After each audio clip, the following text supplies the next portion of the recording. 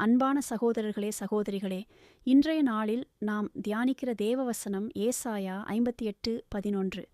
இந்த வசனம் தேவனுடைய ஜனங்களுக்கு கொடுக்கப்பட்ட மிகுந்த நம்பிக்கையும் ஆறுதலும் நிறைந்த வாக்குத்தத்தமாக இருக்கிறது. கர்த்தர் நித்தமும் உன்னை நடத்தி என்று வசனம் ஆரம்பிக்கிறது. மனித வாழ்க்கையில் வழி தெரியாத தருணங்கள் பல. எதை செய்ய வேண்டும், எங்கே செல்ல வேண்டும் என்று தெரியாமல் தவிக்கும் நேரங்களில் கர்த்தர் நம்மை தனியாக விடுவதில்லை.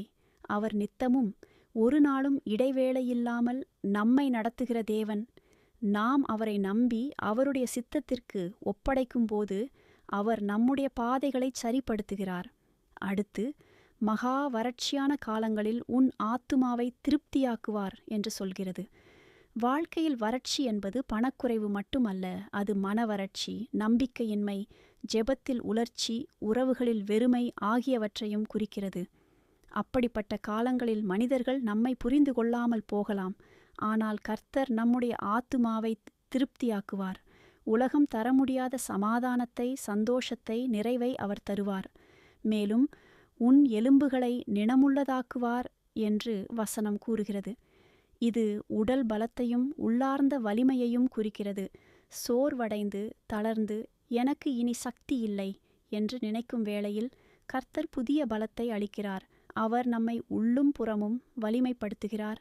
பின்னர் வசனம், நீ நீர்ப்பாய்ச்சலான தோட்டத்தைப் போலவும் இருப்பாய் என்று சொல்லுகிறது. நீர் கிடைக்கும் தோட்டம் எப்போதும் பசுமையாக பயிர் கொடுக்கக்கூடியதாக இருக்கும். அதுபோல கர்த்தரால் நடத்தப்படும் வாழ்க்கை மற்றவர்களுக்கு ஆசீர்வாதமாக மாறுகிறது.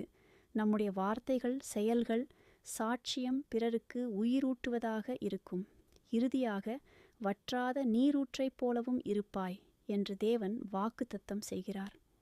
வற்றாத நீரூற்று எப்போதும் ஓடிக்கொண்டே இருக்கும். அதுபோல தேவனுடன் நெருங்கிய உறவு கொண்ட மனிதனின் வாழ்க்கை ஒருபோதும் உலர்ந்து போகாது.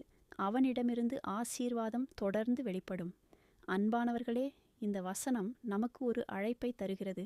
கர்த்தருடைய வழிகளில் நடந்து அவருடைய நீதியையும் கருணையையும் நடைமுறைப்படுத்தும் போது இந்த வாக்குத்தத்தங்கள் நம்முடைய வாழ்க்கையில் நிறைவேறும். இன்று நாம் கர்த்தரிடம் முழுமையாக ஒப்படைப்போம். அவர் நம்மை நடத்துவார், திருப்தி செய்வார், வலிமையாக்குவார் மற்றும் மற்றவர்களுக்கு ஆசீர்வாதமாக மாற்றுவார். ஆமென்.